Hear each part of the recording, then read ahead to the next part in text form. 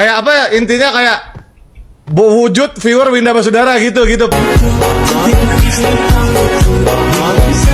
Modus apa sih, bocil modus?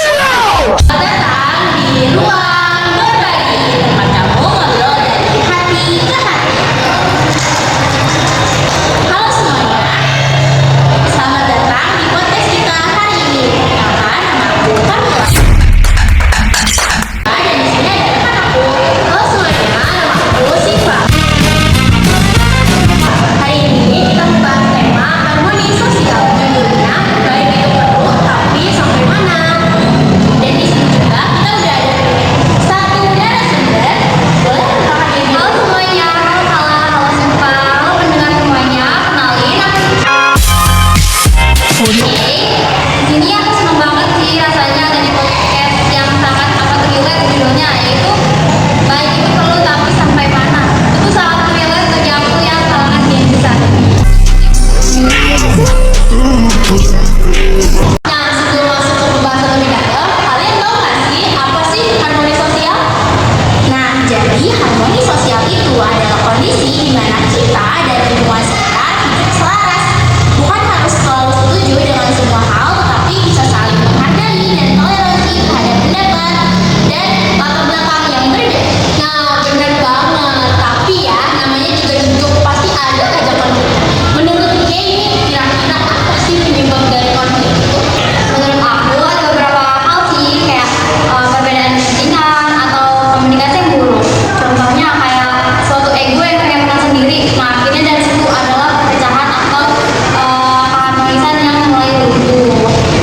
Sering banget sih kejadian ya. Contohnya tuh kayak di sekolah pas kita lagi kerja kelompok. Itu contoh yang sering terjadi sih Pak. Biasanya karena ada satu teman yang terlalu baik atau merasa gak enakan, bahkan dia ngerjain semua tugas kelompoknya sendiri karena temennya gak ada yang mau berkontribusi. Biasanya dia diem aja karena takut malah merusak pertemanan. Aku setuju banget sih. Di satu sisi si orang ini mau menjaga keharmonisannya sama kelompoknya biar gak ribut, tapi di sisi lain malah dia yang rugi. Kenapa Cek selalu digituin guanya guys? Dari contoh, kenapa sih konflik itu bisa terjadi? Menurut aku karena ketimpangan sosial.